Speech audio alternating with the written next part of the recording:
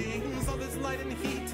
Time to take a stand, boys, time to make a choice. Time to find our courage, time to be deployed.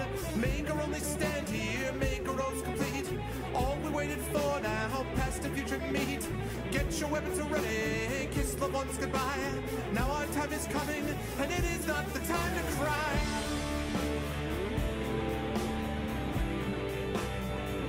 Fight the war. Fight the war.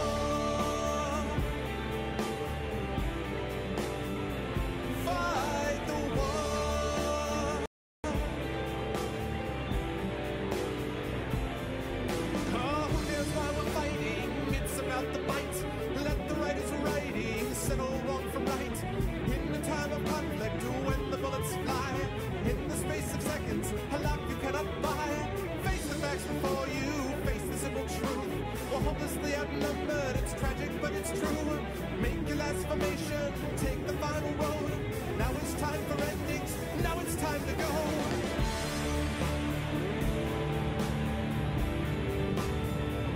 Fight the war.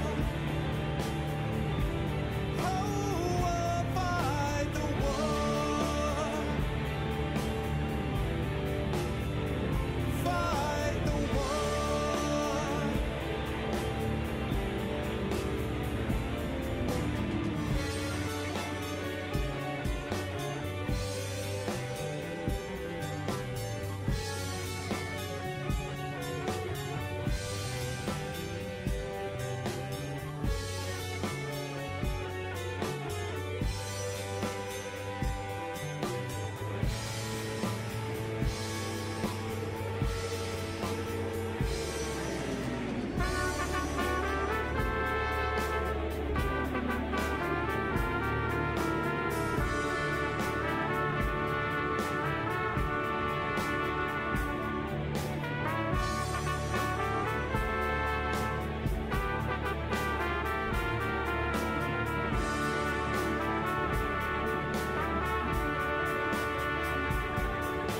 Souls in the ruins, rubble in the streets, corpses near the buildings, all this light and heat. Time to take a stand, boys, time to make a choice. Time to find our courage, time to be deployed. Make our only stand here, make our roads complete. All we waited for now, past and future meet. Get your weapons ready, kiss the ones goodbye. Now our time is coming, and it is not the time to cry.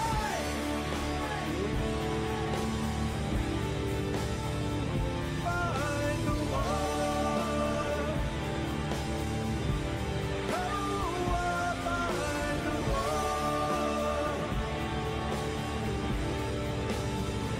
Fight the war.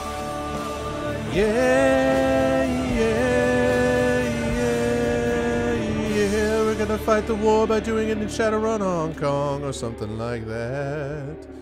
Oh yeah, as the sirens fade away. What's up, everybody? Welcome, Arbonauts. Welcome to a Tuesday night stream, September 1st, 2015. August is officially gone. September has arrived. And what's up, everybody? I hope everyone is doing well and you are ready to go run some shadows and stuff like that as we get into the meat of Shadowrun Hong Kong. Before we do that, just a couple of reminders about things. First of all, you guys know the way to help out the stream. ! CTT. You can tweet out the stream. Please do that, by the way, for those of you who have been retweeting the stream. I really appreciate it. Please favorite. Please tweet, please let everybody know in different places, because although the sort of number one way, obviously, to know about I'm going live is to follow me, Twitch's email notifications are not always the most reliable, so following me on Twitter and following the Steam group and stuff like that can help there. So ! CTT would be awesome. ! ARVTube will get you to my YouTube channel where you can check out past broadcasts of the stream. !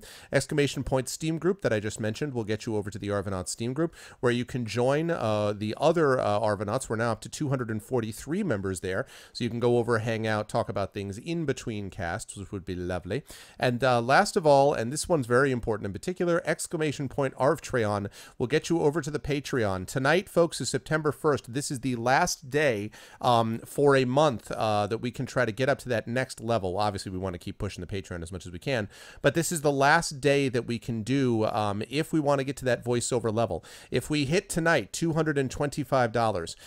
Then we will have a special voiceover event in the month of September, which would be amazing.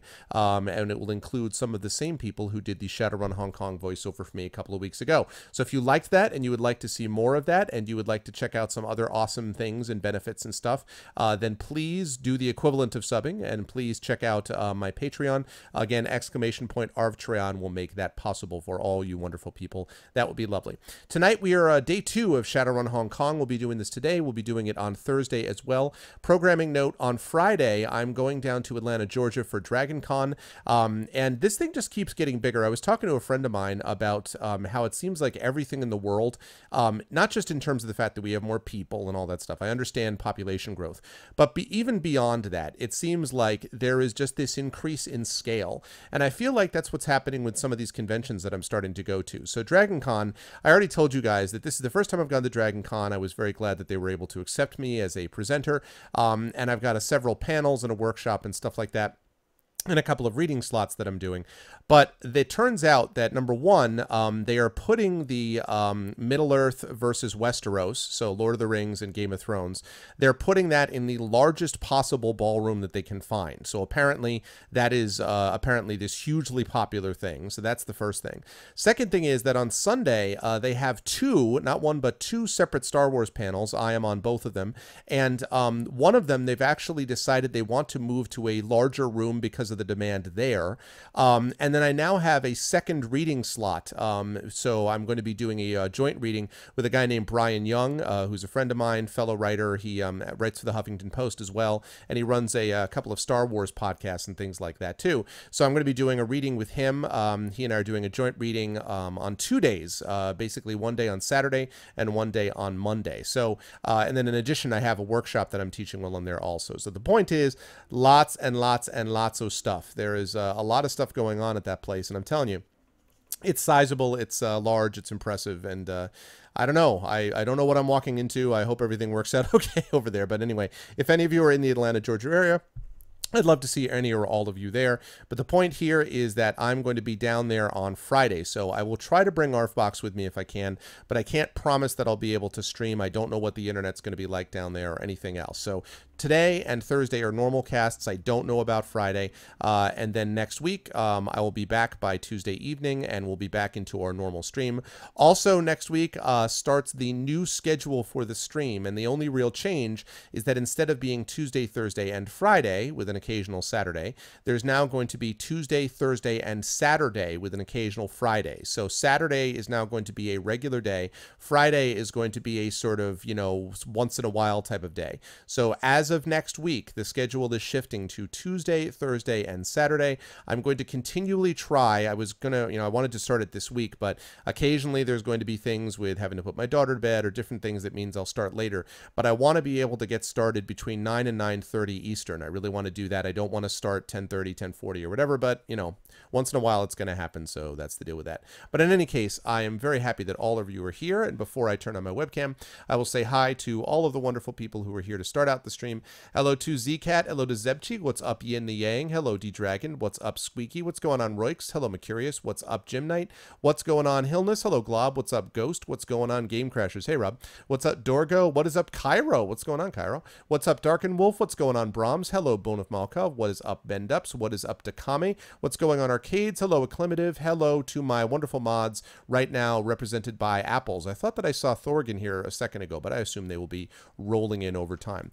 And since there are no mods here yet, except for Apples, let me just mention this quickly. Right there.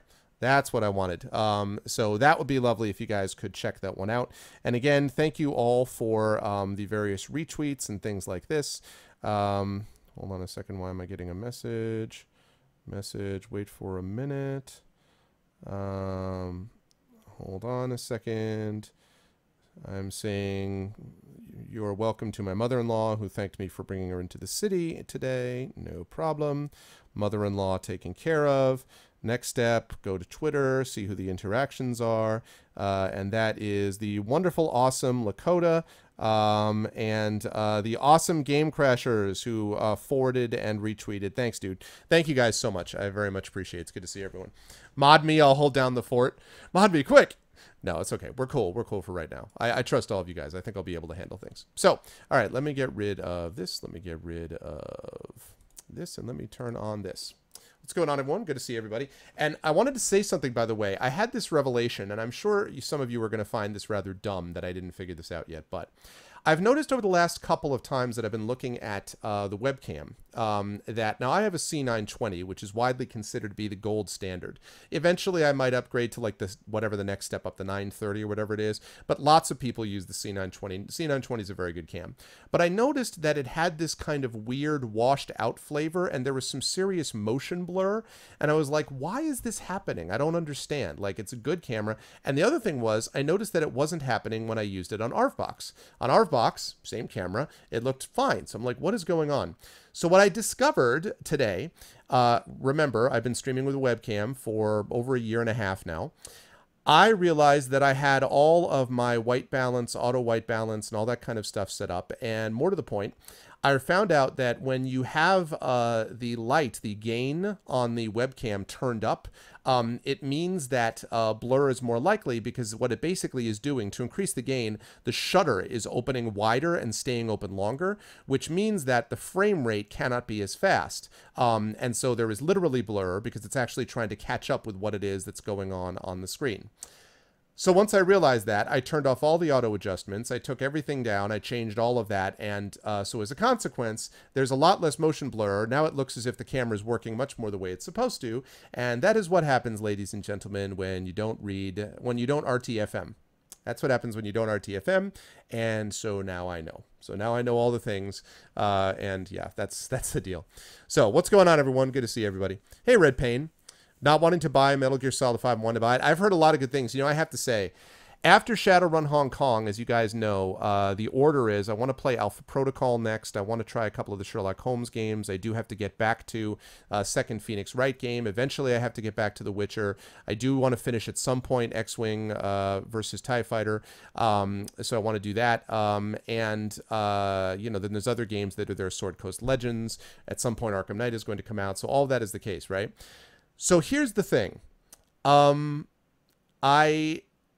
don't want to have more games to play in a way. Like I don't have any problem thinking, oh my God, I'm running out of games. And yet today I'm watching and people are talking about how like Metal Gear Solid 5 is the most amazing game ever. And I'm like, well, I played up to Metal Gear Solid 2. I haven't played Metal Gear Solid 3 or 4 or 5. And I like stealth games, and I like spy games. So I may have to play Metal Gear at some point. So many games! Damn you, game things! Alpha Protocol, that game is guilty pleasure games. Oh, you know what? I was talking to someone. Rob, you actually came up. I was talking to someone about it. I think it was Backburner. And Burner was like, no, don't do Alpha Protocol. Ask Rob. I don't know, man. All I heard is that it was Mass Effect meets James Bond. I mean, that sounds like Mass Effect is tremendous, and James Bond, enough said. I mean, James Bond plus Mass Effect, I just want a spy role-playing game. I want spy role-playing games. I'm really jonesing for something like that, so. I know, I haven't played 3. I know. I thought about Splinter Cell, but the thing is that Splinter Cell's okay, but I feel like the Splinter Cell itch, I think, is scratched a little bit by Thief. I know that's going to sound odd, but I feel like the sort of first-person type of stuff is done that way, whereas this feels to me, at least Alpha Protocol, feels more like an RPG. And Metal Gear Solid, although I know it's an action game, it doesn't have the same... I don't really know how to describe it. It doesn't seem to have the same feel, so I don't know, but... Play Alpha Protocol for the Obsidian writing and branching story, but don't go for great gameplay. Okay. Well, the Obsidian writing and branching story is good quality, but, like, you know, we'll see. Yeah, I really liked it. None of my dreams are playing. What's up, BMC? Oh, by the way, last thing, and then we'll get started. I don't know if you guys remember, but back when I played The New Thief, which is, I guess, I don't know, a year and a half ago or something like that, I tried to get a hold of the developer, the guy who was not the developer, the writer for Thief, and I couldn't find a contact information for him, and so I finally got found on Google Plus that he had something on Google Plus, so I sent him a message that way. Never heard back from him. Like, all right, whatever. I ended up playing the game anyway. So about, I want to say 3 weeks ago, I got this email from him that was like, so this is going to be the most apologetic message that you'll receive. He's like, I'm a moron. He's like, I totally did not see that you had asked me about this a year and a half ago. I'm really sorry. It was really funny. Like, he didn't even need to do it, but he was just like, I'm really sorry. I didn't realize. So anyway, maybe at some point when he writes another game, you know, I'll be able to get him on because he feels bad, but it was really, really funny. Stephen Gallagher, I want to say, I think his name was, but it was really, really funny. He was just like, I'm sorry. So I did not get ignored, I think, in that way. So yes, the most recent Hitman. Yeah.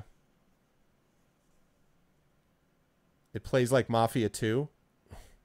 I don't know. I mean, that I wouldn't know. So, but anyway, so yes. So that's the deal with that. I hope everyone is doing well. And without further ado, people, let us get in to the power of Shadowrun. Let's do it.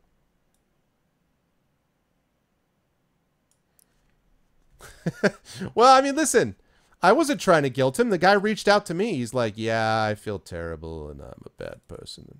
So, incidentally, we'll be debuting a new song from my band later on tonight. I'll be debuting a song from my band. And also, later tonight, I'm just going to remind you all about, you guys are going to get a chance to vote on a game for me to play this month, a game for me to try. And so we're going to start that vote on Thursday. As always, I'm going to let it run over the weekend. And then the following Tuesday, we will actually close down the vote. So be thinking about games you'd like to nominate. We'll actually do the nomination process for what we'd like to do starting on Thursday. So.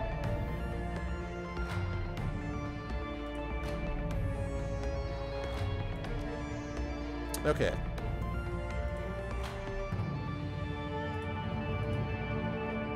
I think this is right.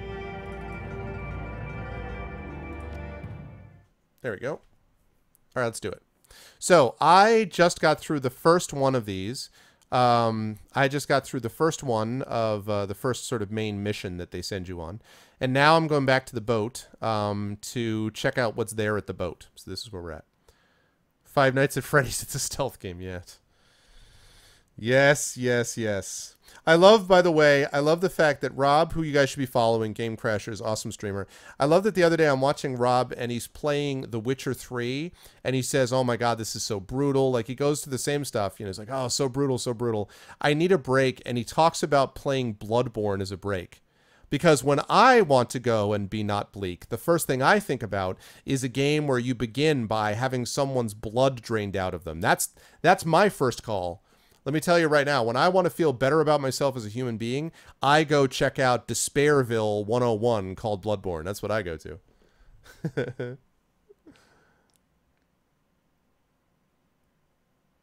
Yeah, I know. Also not a real vote. Clearly an untapped market. Yeah, I'm telling you, man. It was crazy. Okay. Yes, side quest time. Side quest is correct.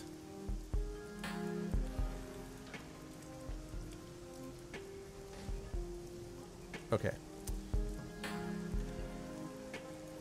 Back to the boat. Back to the boat. Bloodborne is cathartic because I don't story Bloodborne. I just ignore it and just, like, see the blood fly and I pretend that it's pretty red, like, chocolate sauce. Something. Stuff. Business. Okay. Who the hell are you, reliable Matthew? This tall, lanky Hong Konger regards you with a sickly smile. He holds a smoking cigarillo limply in his fingers and he's surrounded by drones. Smooth jazz plays on tinny speakers. Hi, I'm Thundercake. Okay. No deals for outsiders. Move it along, beautiful. Move it along. Turns away. What? Not an outsider, punk. Hey, listen, sucky Matthew. You can go take your drones and stuff them. Okay. Alrighty.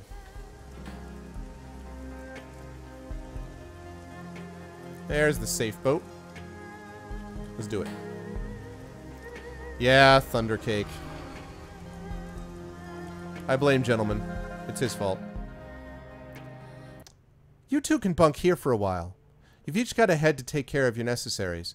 Try to knock before you enter someone else's, okay? Seriously. I know the drill. Stinks of fish, just like that place we squatted at on Leary Avenue back when we were kids. The one with that Atzlan family and their dog. They were good people. Yeah, until the 162s decided they wanted the place. They were good people. I'm sorry that had to happen to them. Yes, they revamped the Matrix. That's the most obvious one. The Matrix is far better. The people who are like, oh, I don't want a minigame in my game, they're lost. The first, quite frankly, the Matrix game was very lackluster, in my opinion, in the first two games. I didn't care because I just didn't go into the Matrix much. But the Matrix is really interesting now. It's tough. It's not easy. But I much prefer the new revamped Matrix. And they did some other things with portraits and other adjustments like that. Definitely more Matrixy, I think. I think more or less that's the case, Glob, yeah.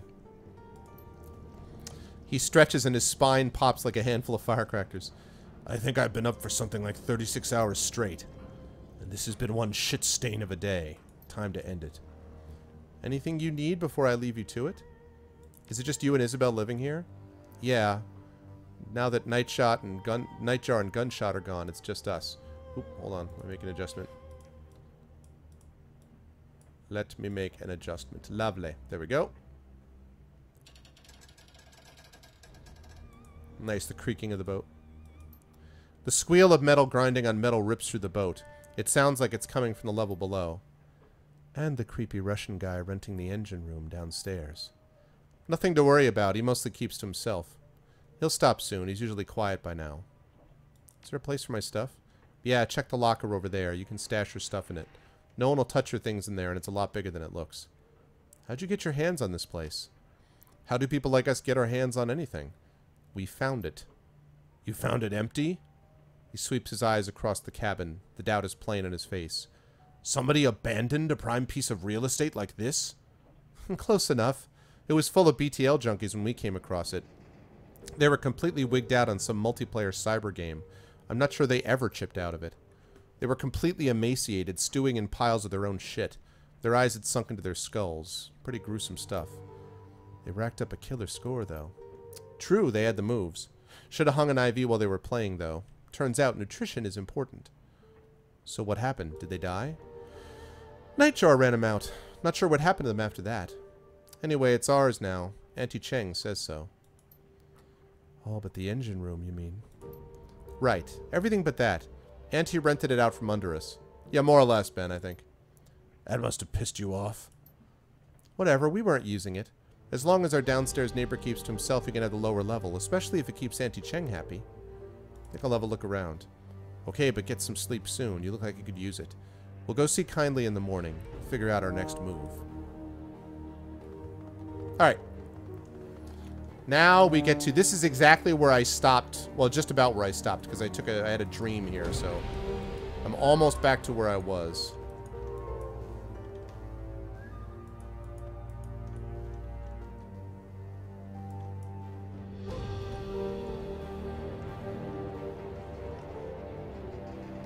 Let's quick save it. Possible. Whoa, look it up here. Nice. Alright, let's chat, Isabel.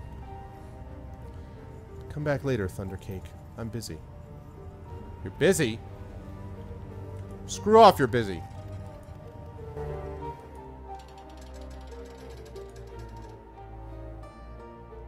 Hey, Seattle, I'm not really in the mood to hang out right now. Heavy stuff going down, you know? It'll be fine, but for the time being, I'd rather be alone. We'll talk later, though. Jesus. This NPC has no quest for you currently. Mission's a hero in their own way. Not so heroic. Alright.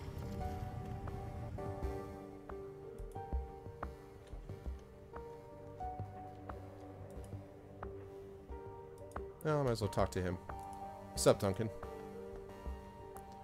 Hey, Arvin. I got some things I gotta take care of here. Let's talk later. Oh, Jesus. Alright, fine. Fine! You want me to go to sleep. I get it. I get it. You want me to go to sleep. I get it. Stash. I don't really have anything I want to put there right now.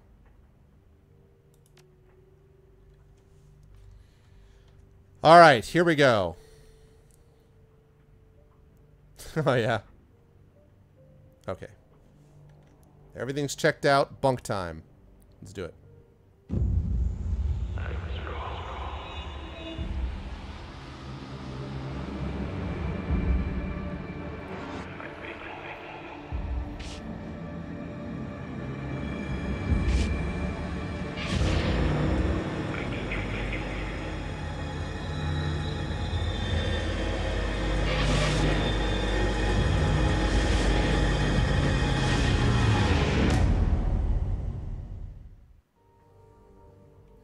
The dream is suffocating.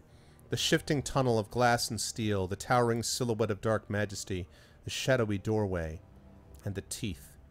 They snap at your heels as you claw your way back to consciousness. You open your eyes to Duncan looming over you. Arvin! Come on, Arvin, wake up. We gotta go talk to Kindly. The others already left. That was one rough night. We gotta go. I've been trying to wake you for a while now. You were thrashing around in your sleep. Glad you did. I was having one hell of a nightmare. Yeah, I didn't sleep well either. I had a bad dream last night, too. You okay? I'll survive. But man, nothing's gone right since we stepped foot in this country. I'll tell you something, though, and this is after a full night's sleep. I don't believe Ray's dead. What makes you say that? Think about it. That statement from the cops in the newscast could be fake. Ours was. And that surveillance footage? We never saw Raymond get shot. The camera was hit by stray gunfire. Raymond's alive, Arvin. I know it. So what do you want to do now? I don't know.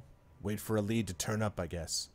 I'm just the muscle, remember? You're the brains of this outfit, just like when we were kids. God, I feel like I'm 12 years old again, squatting on a stinking trawler. My partner's gone. Raymond's gone. Hell, I'm gone. I don't even have a name anymore. And now I can't even go to sleep and hide from it all without having a nightmare. What else is going to be taken away from me? I'm here, Duncan, and I'm not going anywhere. Too soon, Thundercake. Gobbet and Isabel left a while ago. We should get going too. See what that Triad lady has to say. Okay, so this is where I left off. So now we are officially in new territory. We are now officially moving into uncharted territory completely.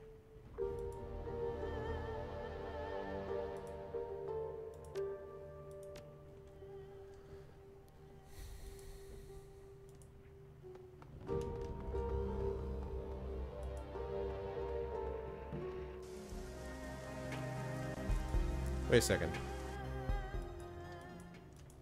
Make sure I'm not missing anybody. Wait, can I go downstairs? I don't think I ever talked to that Russian dude. I gotta go talk to the Russian dude. Alright, they're already gone. Nathan Drake territory. Yeah, what is it? Where's the one that he has all of the dream stuff? Is that like...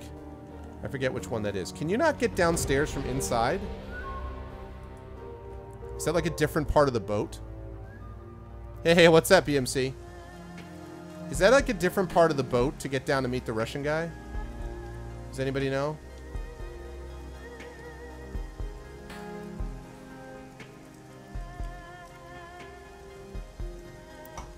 What's up, BMC? Good to see you, man. You can talk to the Russian dude after this. Okay.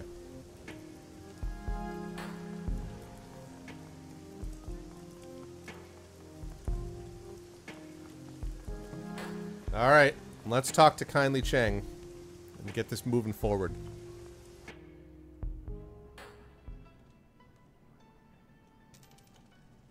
I love the Mahjong setting. It's too cool.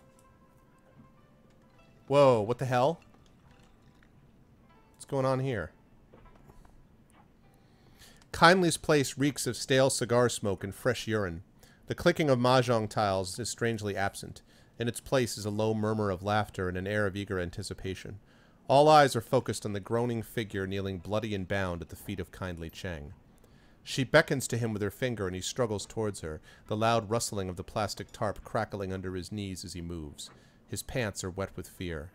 An acetylene torch lies on the table at Cheng's right hand. Kindly Cheng ignores the scene. She behaves as if all is right in the world. How did you sleep, my little ones? Like a baby, Auntie... let's see. Not too well, Auntie Chang. I had a bad dream. You poor darling. Perhaps it's the food here. I understand it can be a bit too spicy for outsiders. Still, a bad dream is a better way to spend the night than getting a bullet in the ear while you sleep. She flicks a mahjong towel at the kneeling man's head. Wouldn't you agree, shitbird? She indicates the kneeling man with an incline of her nose. Shitbird here is a plainclothes cop. He snuck into the area last time while you were sleeping, hoping to find you and kill you before his competition got to you first. My men found him outside the trawler you were sleeping on. They saw to it that your rest was undisturbed and that your location remained a mystery. She nods her head back towards the pillar of meat standing behind her. You can thank Mr. Bao for that. I'm going to nod at Strangler Bao. Bao inclines his head 1/4 of an inch. Now, shitbird, tell my friends here what you told me. I don't know anything, I swear. We just got the orders in last night. He pushes his head towards you and Wu from the floor, struggling to keep his balance. Somebody high up wants these two dead. The whole department is on it. I don't know anything else. Someone from high up? The old woman lifts her foot, taps his chin with the toe of her shoe. How high? The cop looks up at her, looks around at the room filled with triad soldiers. One of them opens his coat and shows the cop something inside. He closes it slowly and winks. The cop drops his head to his chest. All the way up. It's someone on the council. Someone in the executive council wants these two dead? Cheng spits on him with a sneer. Fuck your ancestors to the 18th generation. Give me the truth. The cop wears the spittle. He never lifts his head. It's the truth, madam. I swear it. Whoever it was labeled them as terrorists. We're to terminate with extreme prejudice. Kindly Cheng shuffles closer to the kneeling cop, reaches down and strokes his head with her hand. Then she slowly digs her fingers into scalp. She pulls back hard until his chin points high. The triad boss leans in close and searches her eyes with her own. That's all he's got. She lets go of his head and smooths his buzzed-cut hair with her hand. For whatever reason, last night someone on the Executive Council of the Free Enterprise Zone ordered the Hong Kong police force to kill two nobodies from Seattle. I find that fascinating, don't you? Have a good one, Hillness. Good night, man. Let's see. I call that some messed up shit. Seattle isn't like Hong Kong. There, the megacorps control the government. Here, the corps are the government. The Exec Council is chosen by the Corporate Board of Governors. They're basically the legislative and executive branches of the Hong Kong government in one tiny package. 8 people call all the shots. Neat and efficient. For the wage slaves and the civilian sheep, the corporations are a pantheon of gods who wield absolute power. She looks around the room. But not for us. The triad woman takes a long pull from a cigar and taps her ash on the kneeling cop's head. Who else knows about my guest visit to Hioi, shitbird? No one, madam. I hadn't called it in yet. I wanted to kill for myself. No one knows they're here. I swear it. Mr. Bao? Bao fiddles with the PDA in his meaty hands. He's telling the truth. No outgoing calls on his PDA. Very good. Thank you, Bao. Thank you for your honesty. In one smooth motion, Strangler Bao produces a silenced pistol, fires it once into the policeman's head, and replaces it in his jacket. His face never changes expression. Yep, saw that coming. That was pretty obvious that was going to occur. Let's see. Looks like the triads can be just as efficient. Yes, my darling. She balances her cigar on her shot glass, picks up some mahjong tiles, and begins playing with them absently. Hey, what's up, Samaria? Good to see you, man. It is clear our friend Raymond Black was up to something involving the walled city. Something having to do with prosperity. And this executive council member wanted Raymond dead for it. She stacks her tiles one by one. Click, clack.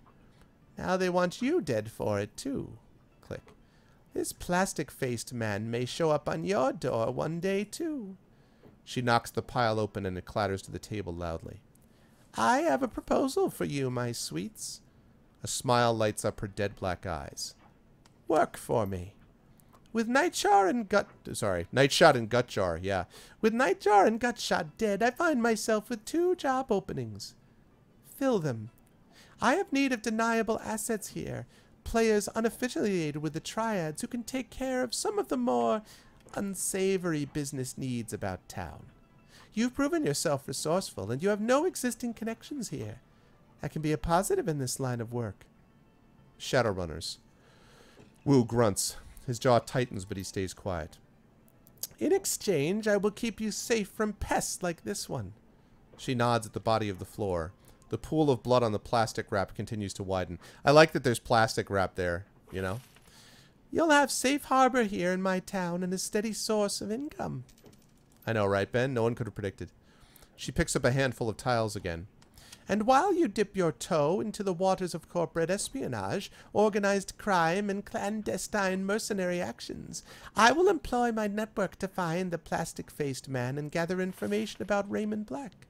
Where he's been, who he's talked to, who stood to gain from his death, what this prosperity could be. What's in it for you? Besides the money and the benefits of helping others in my community, I need to learn who killed one of my clients and then order the cops to execute my team of Shadowrunners. This is a brazen disregard of my power. Face dictates it must be confronted, or I stand to lose anything. We're Westerners. Isn't that a liability in this business? Oh, no, on the contrary. Oh, no, on the contrary. There's a good market for out-of-town talent that's just waiting to be exploited. Plus, you're unknown. A surprise, if you will. I find the right jobs for people with your talents. You do what our clients cannot do for themselves. I take a finder's fee and a small percentage of your earnings. You make a lot of Nuyen very quickly. It's all very civilized. Work with me. Allow me to help you make money. Let my network work for you and help you find out what you've gotten yourselves into. Without my help, you won't last a day out there. You are completely out of your depth, I'm afraid. You need a partner. Kindly Cheng will be your partner. Wu's hands go to his hips. He drops his head and shakes a little confused.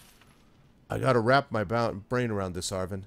Things are moving fast. There's a lot to process. Think about it, Duncan. This gives us freedom to find out what happened to Ray. I know. I get it. I just gotta reconcile this whole... He grips the back of his neck, squeezes hard, rips his hand away, bringing his neck with him, dies instantly. No. Oh, really, Ben? Yeah, when they were in a rush, I guess. Yeah, it's true, Glob, it's true. Ah, fuck it. I'm not a cop anymore. That guy's dead. I'm in. What about you? I think Ray's still alive, too. Let's run the shadows and figure out what happened to him. Raymond is alive. I'm sure of it. So I'll run the shadows as long as Auntie Cheng keeps up her end of the bargain and helps us figure out what really happened to him. Then I'm going to find my father. Hello, my name is Duncan Wu. You killed my father. Prepare to die. Sorry. I'm out. Peace! Then it's done. Hioi is now open to you. First order of business. A Thunder Cake here has already chosen a street name.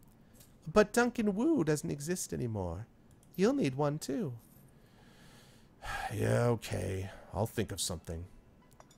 Gobbet runs her cheek against her rats, a glint in her eye. I think we've already got you covered, Gun Show.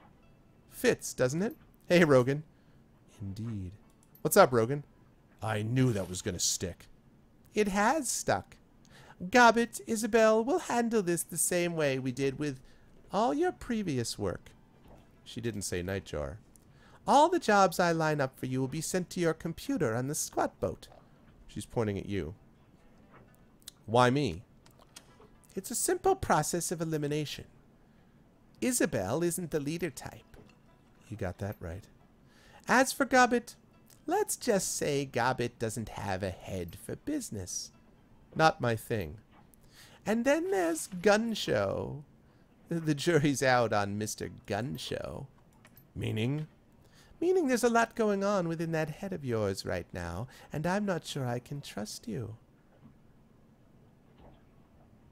Gun Show will be fine. Trust me. Kindly Cheng makes eye contact with you and holds it.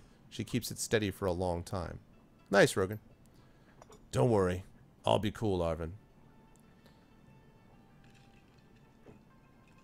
Okay, then. Guess I'm running the show. Gonna be weird calling you Thundercake again. I haven't called you that since we were kids. I guess this is our new crew. The rat on her shoulder scurries to the top of her head for a better view. Welcome to the shadows, Thundercake. There we go. Now we're in a whole new area. A whole new world. As much as I love your company, I have business to attend to. Clear the hell out of here and go get settled in.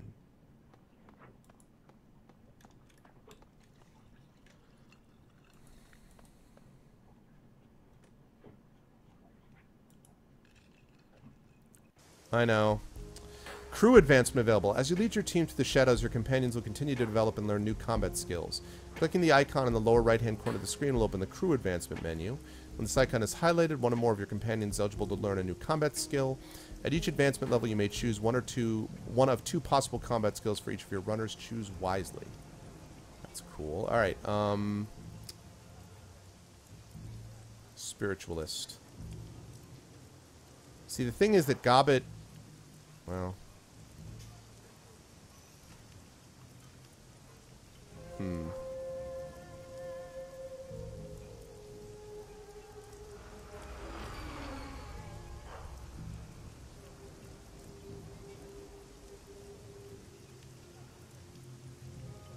Ooh, that's pretty useful.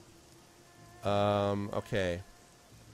So ranged combat or spirit control. So I have a question. Hey, what's up, Messiah? Whoa, it's you, the famous Thundercake. So I've got a question, guys, for those of you who played this before. For most of the runs that I'm going to be doing, is it a 4-person team or a 3-person team? Because if it's a 3-person team, it's going to be me. I mean, frankly, and let me just explain what I want. I don't... Gobbet, although she's cool, I'm not going to be bringing Gobbet because Gobbet is me. I'm a shaman. So I don't really need Gobbet. It's going to be me. It's going to be Isabel because I need a Decker. It's going to be Duncan because obviously Duncan. And then presumably I'm going to meet a guy who's going to handle drones. And I want a drone guy. So basically I want a drone guy. I want myself. I want that and the other. So is it usually 4? It is a 4-person team? Okay. So then whatever I give her doesn't really matter. I mean, I guess I'll give her the spiritual ability, like, so that she can hold on to spirits. But it doesn't really matter, per se, because that's just, yeah. Okay, for you, let's see. Duncan gains an assault rifle ability, fires a single shot of incendiary ammo. That sounds awesome. Duncan gains a tall ability that does 2 AP and balances targets, making them easier to hit on subsequent attacks. Crowd control, subdue, modded flashbang. Shock baton. Gas grenade. Ooh. So this is all lethal. You know, nice. Nice, nice, nice. I like that. That's cool. Okay, gotcha, Ben. Alright. Can now fire remote mines, which can be triggered to detonate at will. Strips armor with every shot. Oh my god, yeah. I'm sorry. I'm glad that she's decking and all that. Sabotage, man. I want her sabotaging things. That grenade launcher is going to be a big part of my setup.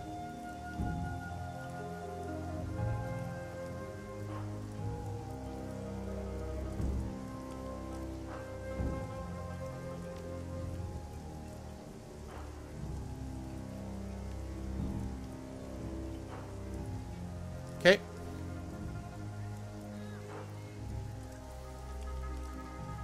Yeah, I know about the samurai guy. I know about the samurai guy. I'm looking forward to the... I mean, the samurai guy may also be... I'm just going to tell you right now, and I hope Messiah doesn't hate me for life. Well, no, I'm going to explain it. I think Messiah will be okay with this. So I love Glory's story. I love Glory as a character. I have to be honest. I found Glory not very useful as a combat character. She was a pain in the ass as far as, like, controlling where she got hit constantly. She missed a whole bunch. I just was not crazy about her combat abilities, so I ended up not using, like, Glory all that much. I love the story and the concept. I like her as a character, but in terms of combat, not crazy about her. So that's the only thing about a samurai. I'm not sure about melee characters relative to everything else. Okay, I'm no longer an outsider guy. Alright. The salesman smiles indulgently at you, a tall, lanky human of clear Cantonese ancestry. He's wearing a cheap suit and limply clutching a smelly cigarillo. He adjusts his tie with exaggerated nonchalance, languid, ostentatious like an American casino promoter. Hey there, beautiful. Well, welcome to our little floating island. You've got a discerning look to you, boop-dop-a-doo-bop. What brings you to Reliable Matthew's Robot Bazaar, kiddo? Perhaps you're looking for a hexacopter as a guide to Hong Kong, or a little handheld tarantula beauty to brew your tea, huh? You're Reliable Matthew? That's right, Reliable Matthew Shun at your service. He extends his hand to shake. The odors of peach-scented moisturizer and stale tobacco smoke wash over you. Nah, I don't know what it was, Messiah. I used her in a lot of different fights. I thought she was useless for me in combat. She missed all the time. I was like, really? What is the point of having you? I don't know. Pleasure to meet you, Reliable Matthew. Always, always. Welcome to our little patch of peace on the river, Daddy-o. I think you'll really love Hioi. It's just a fantastic place. Oh, well, now that we're acquainted, maybe I can brighten up your day a bit. What's on your robot list, friend?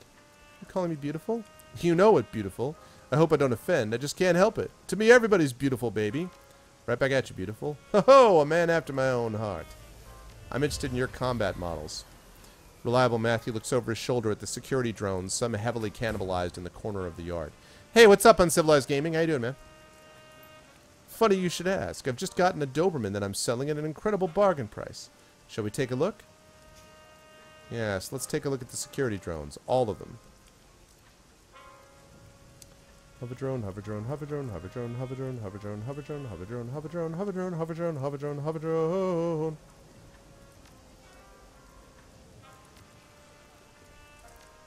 Goodbye, Matthew.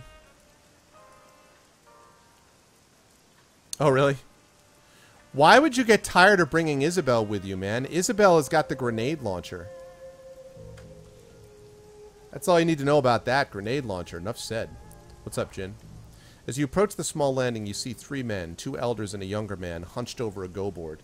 The juxtaposition of the two white-haired, white-bearded men and the black-haired man is almost comical. Together, the three resemble the small black and white stones of their game.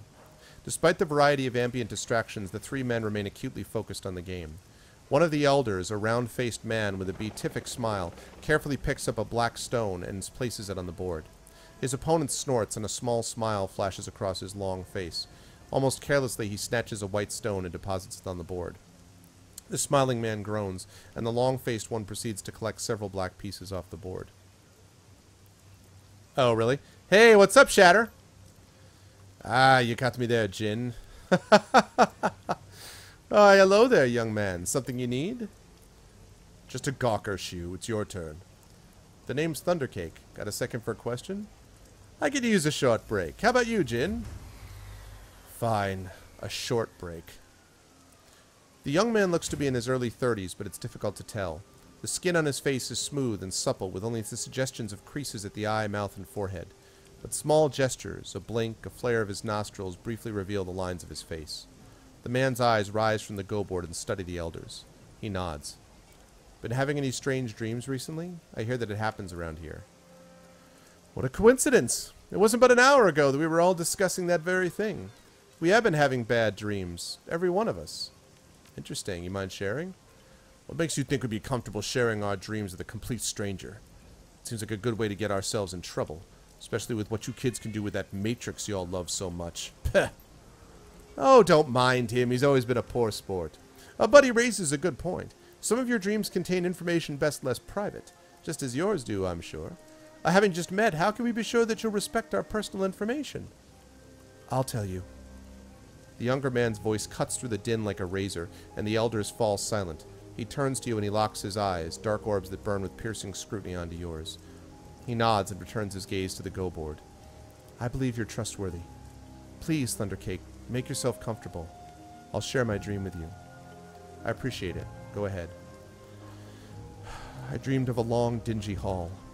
When faced with such a thing, one generally walks its length, so I lifted my right foot and placed it in front of me.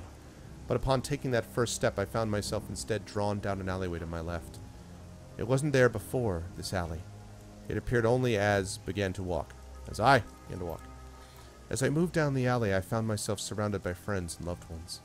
They all stood there, silently watching me with smiles on their faces. And as I passed each one of them, they fell to the ground in my wake, dropping like puppets with severed strings. Somehow I knew that if I followed this road to the end, I could have everything I'd ever dreamed of. But I woke before I could reach it. I too song the long hall. My own experience was different, however. The hall was far off in the distance, and I was looking down on it from a strange angle, as though I were perched on a wall high above. You know, young man, Thundercake, you look very much like the person I saw walking that hall. He moved steadily down the path, walking at an even pace. And just behind him, a great and terrible shadow followed. Of course, I didn't have the best view up there on that wall, or wherever it was. It could have been anyone. Perhaps this old mind of mine is seeing your face now and misremembering the dream. Alright, Jin, go ahead. I've changed my mind. I don't want to share my dream. Changed it? You never wanted to in the first place. Nonsense. Master Lao and I have both told him our dreams, and now it's your turn. No. It's fine. I don't want to force you to do anything. See? Straight from the horse's mouth. I don't have to. Jin. This is important. Jin's mouth opens and closes like a gasping fish. But as he looks at Lao, his body relaxes, and a sadness seems to take hold of his features. All right, but don't you go repeating any of this, you hear me? My dream began as a nightmare. I dreamed of the failures and mistakes that I've made throughout my life. The people I've let down, the competitors I've crushed, the wife who died in hospice without me. I dreamed of the family that I abandoned. But then I dreamed of the walled city. I stood before it and its door opened to me, and when I passed inside, all of my guilt fell away. It was as though the city had absolved me, had washed away my guilt, and I remember feeling happy. There, I did it. You happy? Thank you, Jin. That was great. And don't worry, I won't abuse your personal information, promise. Yeah. Now, can we change the subject? My ulcer's acting up. I'm guessing you've been around these parts longer than I have. Is this sort of thing normal? If it were normal, we wouldn't be huddled around discussing them in whispers now, would we? Enough of that, Jin. Thundercake has asked in earnest for our advice. He deserves a proper response. Please forgive our friend. Bitter years have left him suspicious of others. The answer to your question is no. Upsetting dreams have never been uncommon in Hioi, but these recent visitations have been different. They've been darker, more vivid, stronger than normal dreams. Last night I felt consumed by the sense that something was coming. While my friends here felt a sense of relief and excitement as their dreams ended, I felt as though I were sitting on the precipice of some vast and terrible chasm, with a void yawning beneath my feet. But perhaps these are just the ramblings of an old man. Please forgive me. He scratches his nose, embarrassed. You speak wisely, Xiu. It is foolish to embrace a thing that you do not understand. What Jin and I saw in our dreams was alluring, but so is the light to a moth. Your instincts are still strong and sharp, my old friend. It is wise of you to trust them. Thank you. I can only hope these dreams do lead to something beautiful. There's already enough deception in this world. Can we get back to the game now? I don't want to keep you. Of course. Stop by again sometime soon, Thundercake. Your company's been refreshing. Thanks. Good luck with your game. Appreciated, young man. We'll be seeing you.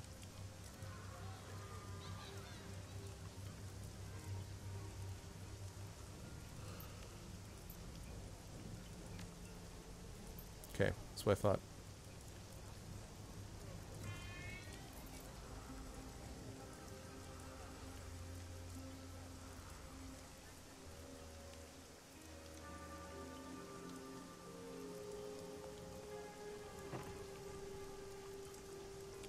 Alright.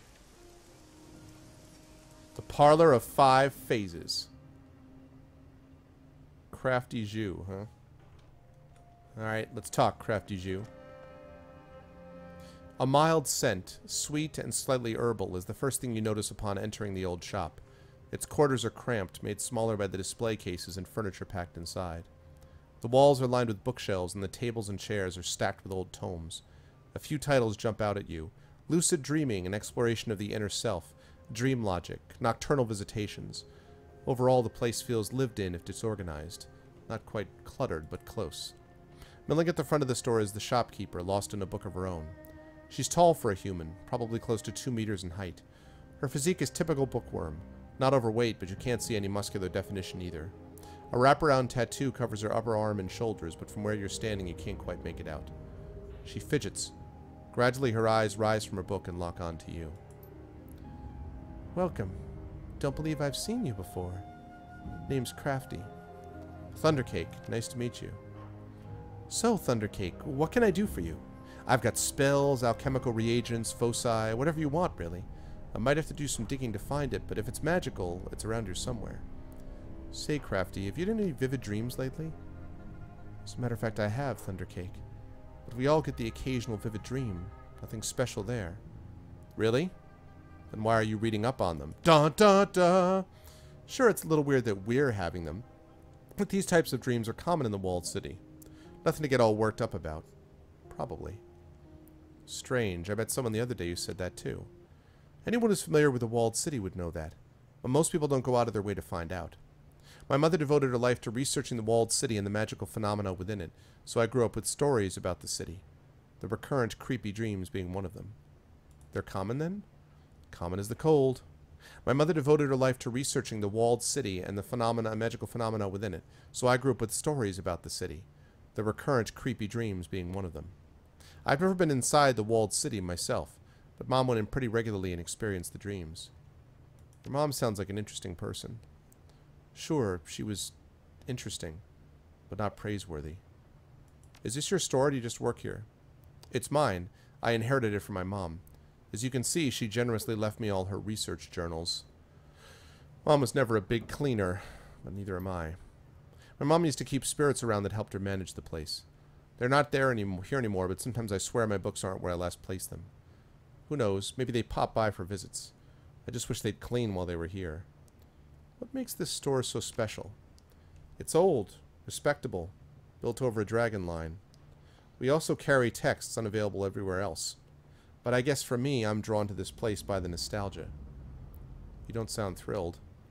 It's a job, can't complain. What's with the name of the store? It's a cultural thing. The 5 phases represent wood, earth, water, fire, and metal. Some people believe they're the basis of how things function and interact in this world. You'll find it practiced all throughout China in disciplines ranging from farming to science, even music. The theory isn't common among younger generations, but it has its uses. My mother was strongly influenced by it. In fact, our sign out front is a visual representation of the cycle of 5 phases. It was an inspiration for her? I just think it looks neat. Question about something else. Tell me about yourself, Crafty. I'm not sure where to start. What do you want to know? Is Crafty really your first name? No. The name started out as a joke, actually. Back home, my mom used to call me Crafty, since the meaning is similar to my given name. I liked it because of the way it sounds. I insisted that my family call me Crafty, so it became a sort of nickname around the house. When I got older and started school in Hong Kong, I made my mom register me as Crafty, and it stuck. So what's your given name? Meow? Yes, like a cat. You foreigners always make that same joke, which is why I grew up hating Meow. Call me Crafty. Your mother sounds like quite the mage. Did you study magic too? I sure did. Natural predisposition. Or whatever. But Mom and I learned the craft differently. I went to a university and she was book taught. Mom was very old school. Her magic wasn't as applicable to everyday situations, and it was rooted in superstitions. It still worked, and well, but only for more ritualistic ancient spells. Should be Zhu. Zhu? It should be Zhu. X is usually pronounced as a zh sound. It's usually zh. Is that the case or no? Practical spells like rain shields and bottomless trash cans are outside of their repertoire. What do you do when you're not at work? I've been pretty crunched here at the shop, so I don't have a lot of time outside of work. But when I'm off the clock, I like to read and paint. Maybe kick back and enjoy a meal with my friends. My buddy Gobbet sometimes stops by with food. No drag racing or anything. Pretty boring. I know a Gobbet. Wonder if they're the same person. You know a lot of Gobbets? I'm sure they're one and the same. She's a good person. We're not real close, but we have a pleasant relationship. Chatting over French fries, discussing our latest reads. You know, cello things. Yeah, no, I think a lot of times... I mean, you're right for a lot of them. Like, Xavier is Xavier is Xavier and stuff like that. But that's in English. I think Zhu... I don't know. Maybe I'm wrong. Maybe it's Zoo. I don't know. Crafty Zoo? Anyway. How do you know her? She and Isabel got me out of a tough spot. Good. Keep her by your side. Gobbet's pretty fluent in the ways of this city and the people who live here. She knows her stuff. If you stick with her, you'll find yourself in a lot less trouble than you would otherwise. What do you like to read? Aside from the usual, I love sitting down each morning to a tall cup of soy calf, and with the latest news stream on hand, I pop it right open to the obituaries. Makes for great reading. Kidding. Well, for all you know. I tend to stray toward detective novels, maybe some suspense and horror. And when I'm not reading for leisure, I study my textbooks to keep my magic sharp. You said you're paint? Sue? Just for fun. I don't make any money off of it or anything like that. I just find it relaxing. Well, if you need that transcoder, tweet out that stream, Glob. If you need a transcoder, tweet out that stream, and, you know, we need to get some more people in here so we can get that transcoder. Design my tattoos, but that's about the extent that I take it beyond the canvas. I'd like to see your paintings sometime. Some of them are around the shop. You're welcome to take a look. Sounds fun, but I'd like to ask you something on a more serious note. Sure, what's on your mind? Back on topic. What else do you know about the walled city? Very little. Just that my mother spent most of her time in there and she... well, it messed her up. Is there something specific you want to know about? What can you tell me about the city? Where to begin? The walled city's always been a hellhole. It started a bad place. It's still a bad place. Crime's drawn to it like a magnet, and you can't enter the city without a security guard on each elbow. But not even that will guarantee you safe passage. No one famous or rich or memorable has ever come from the place, and the only thing it's known for around here is its shitty reputation. That's about the gist of it. Now, there's a whole library here that just so happens to be the foremost location for walled city texts. I'm sure you can fill in the blanks. Let's see. I get the feeling that your relationship with your mother was unusual. You'd better believe it. She was obsessed with the walled city, put it before everyone in her life. Mom ate, slept, and breathed that city. Was something fueling her obsession? Yeah, actually. Mom was convinced that something was wrong with the place, that it was cursed in some way, polluted with unnaturally bad chi. That's what the one from the university said, too. She'd visit the city under the protection of the Yellow Lotus and spend hours, sometimes days, studying it. Mother was consumed by her research. Did she ever find anything? She sure tried. Mom thought she could find a way to purify the place and to exorcise its demons. Her obsession with the walled city grew, and she devoted more and more of her life to breaking its curse. Wish I could say she fell off the radar, but really the rest of the world fell off of hers. X in Mandarin and Cantonese is shu. Nice! So I was close. I think I was doing it more of a zh, like a J sound, like a zh, but that shu, better. Awesome. I'm sorry, Crafty. That must have been hard for you. It is what it is, and here I am. Sounds to me like you don't believe in your mother's research. I know we've just met, Thundercake, but you have a generous ear. I don't mind discussing my mother with you as long as we keep the details between us. Maybe we're also dropping the cost on what you're about to sell me, too. Mother's research was stupid. Just plain stupid. She wasn't stupid herself. No, Mom was very bright. But her obsession was downright unhealthy. Anyone could see that. The walled city is a toxic place, home to dark spirits and astral influence, but Mom believed in a singular curse at the heart of the place. When you say toxic, what do you mean? My mother failed to change the walled city, and the time she spent inside there changed her. She grew sickly and became moody, irritable. She suffered from night terrors the rest of her life. Crafty languidly sweeps a small clump of dust off a nearby book. It must have been difficult to watch her Well, it is Wushang. Yeah, see, that's the thing. That's actually the thing, X. That's actually the thing, Messiah. It is Wushang. Like Wushao Theater, or Wushao Cinema. I do know that because I happen to have interviewed Wesley Chu, who wrote The Lives of Tao. If you guys know that one, he's got a book, Time Salvager, that just came out. Very good writer, interesting guy. Must have been difficult to watch her decline like that. It wasn't just that. The breaking point for me was her ridiculous obsession. I refused to indulge her, and it drove a wedge between us. Neither of us were willing to relent. I guess we had that in common. Stubborn till the end. So after Mom died, I turned my back on her work and let the walled city and its people to themselves. It's a toxic site beyond rehabilitation. I do my best to ignore it. At least I've tried. Now that these dreams, these nightmares are leaking out of the walled city, I wonder if I can still ignore it. We always have a choice. You're right. But not everyone's choices are weighted evenly, and I just don't think I can turn a blind eye to what's happening here. I have my mother's journals. I have the means to try and help. It's sure to dredge up bad memories, but if it'll help my friends, maybe it'll be worth it. I don't know. I guess I have a lot to think about. Anyway, thanks for lending me that ear of yours. I got one more as well. Hey, Geometrical, what's up, man? I am doing well. How are you? How are you doing well? I've been thinking about the dreams. Can I ask you something? Go ahead. Why do you think they're affecting people outside the walled city? It's definitely strange. Until now, I always thought the dreams were nonsense, that my mother just had night terrors because of her madness. But now it's really happening. And not just to me, to others around Hioi. Those same psychic forces that drove Mom insane are edging into our subconscious. All of a sudden, this is like indoctrination. That's what this is. This is the harebrained schemes version of indoctrination. Lately, I've been wondering if there might have been something to her ravings. Maybe. I've been skeptical for so long it feels almost blasphemous to consider it. Maybe the walled city's curse is real. I just don't know. Of all the people here, you have the greatest advantage when it comes to investigating these dreams. That's true, but my mother's notes are scattered all over the shop. Most of her research is scrawled in the margins of the books that you see on the shelves in piles and stacks all over.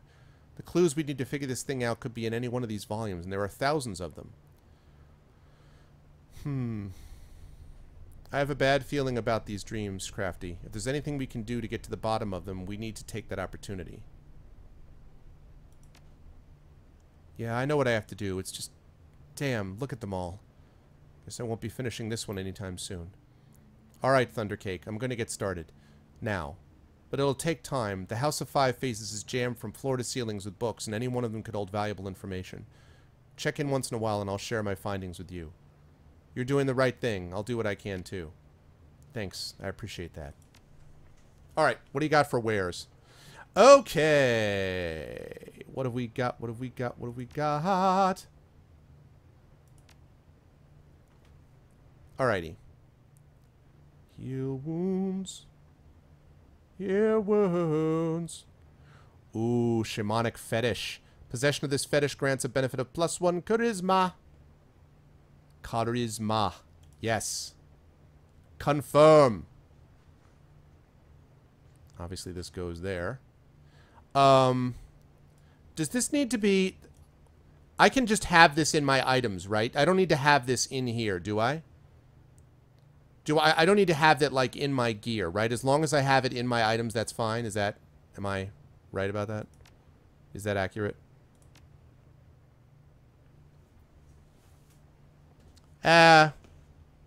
Whatever, Messiah. I'll, you know... I'll make mistakes. If I make mistakes, that's fine. It's the way that I want to roleplay it. He's a big charisma guy, so... but do I need to put this in, like... Doesn't fit in spells, as long as it's in items.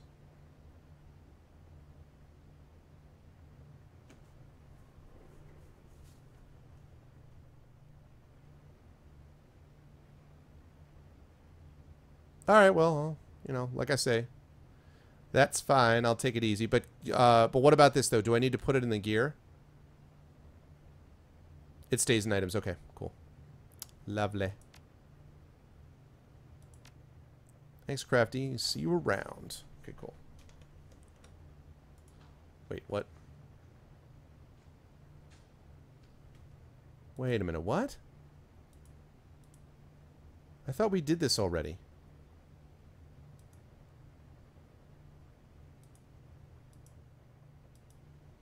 Why is it giving me... Oh. Okay, so there's nothing... Alright, never mind. I was like, wait a minute, what? Alright, let's get back to the boat. I want to meet this Russian dude that everyone's told me about. I want to meet this Russian guy.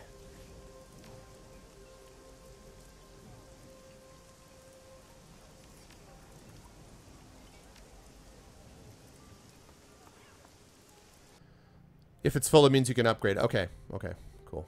That's the mission computer. We're going to do that. We're going to go down the hatch.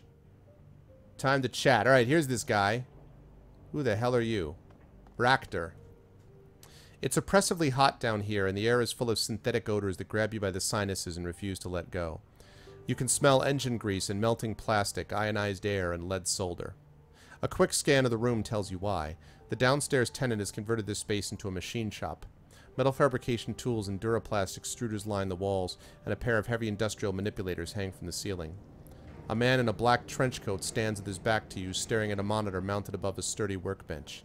He addresses you without turning. "Ah, I was wondering when I'd meet the new neighbor." His voice is pleasant, cultured. There's a hint of a Russian accent there, but it's buried under layers of nuance. "Well, please stay where you are. I'll be with you in just a moment. And unless you fancy an unplanned trip to Chrome Alley, don't touch anything. There are all manners of tools in here that could take your hand clean off." Let's see. "Take your time, I won't touch anything." "Ah, you're very kind, thank you." So in the robotic arms, you focus on the enormous manipulator arms that you saw earlier. They're bulky industrial things dented from years of heavy use. Each arm has been fitted with at least a dozen different welders, soldering guns, extruders, and metal fabrication tools. And if this were any other game, those things would totally go rogue, come to life, and attack you. At some point, you would fight the manipulator arms. There's just no question about it in most games. You've seen machinery like this in the factories before, but they look terribly out of place in the bolt holes cramped engine room. Very good. Yes, that's coming along nicely. Very nicely indeed. He turns towards you, smiling, and for the first time you can see his face. He has broadly handsome Slavic features and a chiseled jaw. His eyes are like flecks of ice. "So sorry to have kept you waiting, Mr. Elleron, Arvin Elleron, good to meet you." "And you as well. Now tell me, what can I do for..." His voice trails off as a flash of motion captures his eye. With alarming speed, a sinister-looking drone scuttles out from under the work table. Its movements are surprisingly agile and fluid. Oh, man. The machine rears back menacingly, spreading its forelegs in a clear sign of aggression. "And I punch it in the face!" No. The man's smile tilts and his tone goes apologetic. "Oh, please don't mind the drone. He can be territorial. But so long as you remain civil, he will not bite." He extends a hand. Simultaneously, the drone relaxes into a neutral position, lowering its killing legs. "Rakter. My mechanical counterpart here is called Koshai." "Sup, 5. Sup, man?" "A pleasure." His hand is rough and abnormally warm to the touch. He shakes your hand with a solid grip. "I'm very pleased to meet you, my friend. In a community such as Hioi, it's important to be on good terms with one's neighbors." "Agreed. Speaking of which, I'd like to ask you some questions if you have the time." He glances at the bracer on his forearm. A technical display winks to life, then gutters out. "Very well. This morning's casting should still be cooling for a few minutes yet. That's time enough to talk." When you said this morning's casting, what did you mean? "Exactly what I said. The casting that I made of a new locomotive assembly for Koshai. A better magnetic design, as you can see. This one is inspired by the walking legs of a decapod crustacean, the mangrove crab, to be specific." "You're designing drone parts in here?" "And fabricating them, yes." "How did you learn to do that?" "More training and experience than I care to mention. Drone architecture was once my profession, you see. Now it is more of a calling. One that I am free to pursue, now that I've freed myself from the shackles of corporate servitude." Koshai is an interesting name for a drone. "Yes, I suppose that it is. Not many riggers would name their most prized possession after a villain from a fairy tale. A nod to my heritage, I suppose." "Yes, I know the story you're talking about. Wapow!" "Oh, how marvelous. I hadn't thought to meet anyone versed in the Russian classics here in Hioi." "I've studied. If memory serves, Koshai the Deathless was an immortal villain and a kidnapper of women." "Indeed, he was those things. But it was not Koshai's misdeeds that drew me to the name. I suppose that it was the notion of immortality through cleverness that resonated with me. There was something to be learned from that, I was sure. And so, when it came time to name my beloved creation, this was the first name that came to mind." "And is your drone deathless, like its namesake?" "In a manner of speaking, I suppose that he is. I have redundant copies of every piece of his architecture, and his core programming is stored on disk in a secret location. Should he ever suffer critical damage, I can easily bring him back. I had a plan once to automate the self-repair process. I must confess it was really quite ingenious, but alas, my research was lost. One day I will reclaim it, and Koshai will become as deathless as the stories claim. But it will not be today." "But it will not be this day!" Yeah, I heard that after I picked the academic etiquette last time and it didn't come up maybe at all, maybe once or twice, this is already like the third check on it that I've seen. Let's see, are you Russian? I thought I caught a hint of an accent there. "You have a good ear, I'm impressed." "Yes, I grew up in Nizhny Novgorod. Went to school there, started my career there in the industrial sector. A fairly common story, I'm sure. But I've also traveled a great deal, and in so doing I have absorbed a number of other languages and dialects. How many languages do you speak? Counting Russian and Cantonese? 15. It shames me to admit that I'm only literate in 12, however. That's still impressive. Perhaps when compared to the common man. But I've known a great many polyglots who can, and do, put me to shame. He gives you another half shrug, and Koshai mirrors the gesture. That's awesome. So he shrugs, and the drone's like... That's pretty awesome. Arabic has been the particular bugbear of mine. The unfamiliar characters and lack of vowels make it damn tricky to get a handle on. But I suppose that all men have their limits. Let's see. You've got some interesting machinery in here, not the kind that you typically see outside of corporate settings. The same could be said of many in Hioi, I'm sure. This is a smuggler's den, is it not? Our entire economy is based on people who have things that they shouldn't. Is there a particular device that interests you out of curiosity? I'm mostly interested in that drone you have there. Koshai! Ah, but my friend, you are wrong. You will never find his like in any corporate factory or lab. He is mine. My own creation, from the top of his sensor cluster to the tips of his claws. I designed him, fabricated his components, and built him by hand. Impressive. No more so than anyone else who follows his passions and perfects his craft. You said that you used to work for a corp. Whose payroll were you on? Who do you work for? That is something of a sore subject. My departure was involuntary, you see. I did not part ways with my employer under the best of terms. I will tell you that I worked for Grishin Aviakor, but you'll forgive me if I don't want to go into detail. Keeping all of this machinery running can't be cheap. How can you afford it? Freelance. At the risk of sounding immodest, I've commodified myself rather well. There are always corporations in need of design consultations. You'd be surprised how lucrative such work can be. And there is always other work that I can turn to in a pinch. You said that you did other work besides consulting. Care to tell me what kind? I'd rather personal question, wouldn't you say? Maybe. But then we're having a personal conversation. Indeed we are. But even in personal conversations, certain topics can be held off limits. Truth be told, I don't feel especially comfortable discussing my side work with relative strangers. Suffice it to say that my freelance activities also fall on the illicit end of the spectrum. Tell you what, I'm just going to guess. You're a Shadowrunner, aren't you? I dislike the term, but yes, I run the shadows. What gave me away? Design consultants live in apartments in Victoria Harbor. You're living in a rusted-out boat in Hioi. There's got to be a reason for that. I like that answer. You are correct, of course. The residents of shadow communities are usually either too poor to live elsewhere or engage in behaviors too illicit to risk it. I will admit to being in the latter camp. Designing robotics is my passion, but it doesn't always pay the bills. He runs a hand over Koshai's armored chassis, caressing the sculpted metal with his fingertips. My status as a foreigner has proven something of an impediment in this regard. Yes, tell me more about sandwiches, yes. And so, sorry as I may be to say it, the lion's share of my income flows from Koshai's aptitude for butchery. Such is life, I suppose. We do what we must to do what we love. Seems like everybody on this boat runs the shadows. Why not pool our resources and work together? A compelling offer. I'm doing quite well on my own, but I must admit there are certain jobs for which I am unsuited. Magic eludes me, and I'm not a decker. My strength comes from material objects in the real world, solid things with mass and heft, things that I can build and operate. Sadly, a great many clients are only interested in teams that display a mastery over the intangible. This group of yours, do you have people who can cover those bases? If so, then perhaps we can help each other out. Yes, yep, we've also got a former security expert. I guess that's the best way to describe Duncan. In that case, I will accept your offer on a provisional basis. We'll do a few runs together and see how we get on. If our association bears fruit, then we'll continue. If not, I will bid you my farewell and go back to working alone. How does that sound? Welcome aboard. Very good. Excellent. When you receive a job, you know where to find me. My skills and resources are at your disposal. And with that, I'm afraid that I must bid you good day. Good day, sir.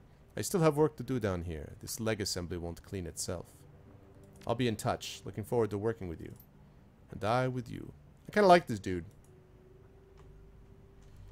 Oh, yeah. And I bet he's going to be a level up guy. Let's see. Mangler. Rotary saw. Repair. Augment melee systems. Rip and tear. That's pretty awesome.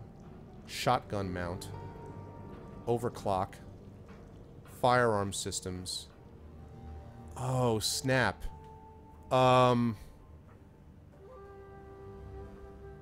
So basically the question is whether I'm turning him into a ranged guy or a melee guy. Is he fairly... Do you guys know, for those of you who have used Koshai, is Koshai more of a... Like, I mean, is he a literally... Like, he's literally a tank, right?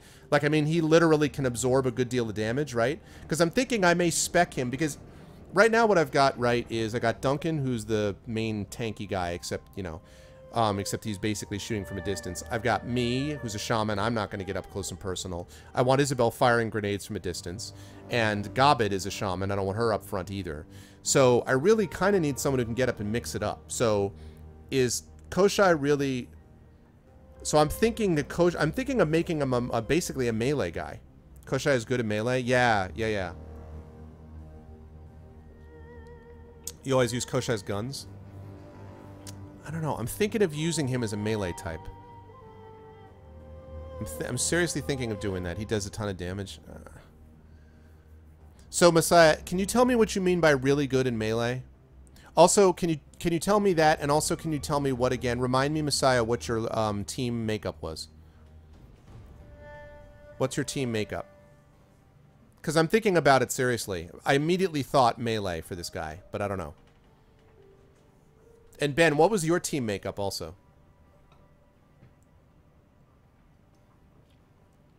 See, normally I don't like melee characters, but I could use one of them. He strips arm and is bleeding.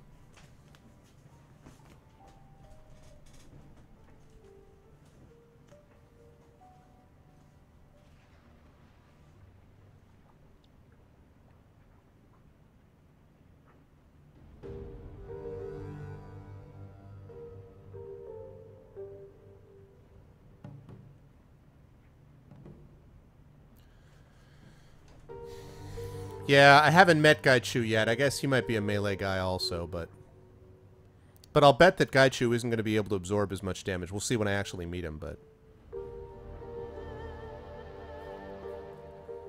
Mage, Ren with Isabel, swap between the others depending on needs. God, most of the time... Okay. I feel like I'm going to run a melee. Even if Gaichu is also melee, I can have a couple people doing that. I definitely want Gobbet, Isabel, and myself out of the fight. I want them back casting things from a distance. And Duncan, although I'm sure he can take a hit, he's not a melee guy either. So I really don't have anyone on melee. So even if I get Gaichu as a melee guy, there's not the worst thing in the world to have 2 melee people. So let's go with that.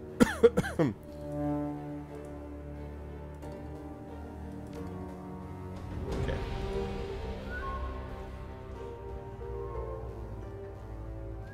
Okay.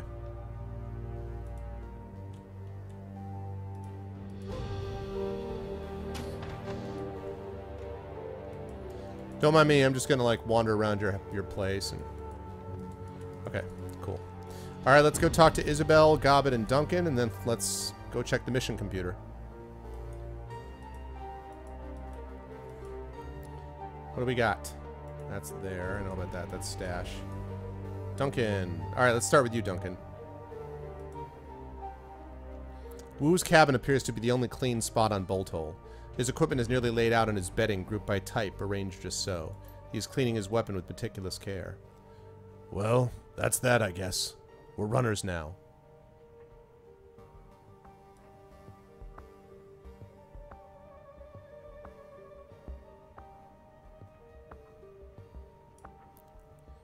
Let's see. I forgot to ask about benefits. Think we get medical and dental care? Damn, I don't think we took the brochure. We'll have to ask for it the next time we have an audience with our Chinese syndicate crime lord. You look like you want to talk about something. What's the topic? I want to talk about Raymond. Okay, shoot. Did he say anything about me after I left? You know Raymond, Arvin. He taught us what we wanted to teach us. Told us what he wanted to know. Everything else was met with a wall of good-natured silence. He used to say, "You are the master of the unspoken word, Mr. Wu. Once it is out of your mouth, it is out of your control." So no. After you left, he never said a word about you. Not a word. Why do you think he came to Hong Kong? Well, he's from here, right? It sounds like he had unfinished business that he needed to take care of before... You think he's dying? Maybe. Just something to think about. What do you think's going on with him? I don't know, Arvin. He was clearly obsessed with the walled city and whatever prosperity is. He was indoctrinated by the Reapers. I've seen this movie. I know the deal. He sounds like a sleepwalker trying to stumble his way through a dream or something. A sleepwalker who hires Shadowrunners. Whatever he was doing, he knew it would be dangerous. Raymond was smart. Smart as hell. If he thought he needed runners to take him into that place, he needed them. Let's talk about something else. I can't get that dream that I had out of my head. You said you had one too, right? Yeah, yours sounded like a nasty one. I don't remember much about mine. I was pretty creeped out by our run to the walled city. Between that and all the drama, I'd be surprised if I didn't have a nightmare. Did it feel any different from other nightmares you've had? You know how sometimes you'll be mad at a friend in a dream and then wake up still mad at him? And then you treat him like he did something wrong when you see him? It kind of feels like that to me. Like I dreamed I was swimming towards a bright light, and when I woke up, I was out of breath from the effort. Was the walled city in your dream? Of course the walled city was in my dream. It was a nightmare, wasn't it? Was it in your dream, too? Hey, Shadowed Mage. What's up, Shadowed? Uh-oh, Sleepy. Sleepy. Sleepy already. Uh-oh. What's up, Shadowed? How you doing, man? Sure looked like it. I'm not sure I'm surprised. The walled city is more than just another slum and a sprawl. Hell, it is a sprawl. Of course we dreamed about it. The feeling I had there has stayed with me. It felt thick, heavy. And I got this overwhelming feeling of, I don't know, wretchedness, I guess.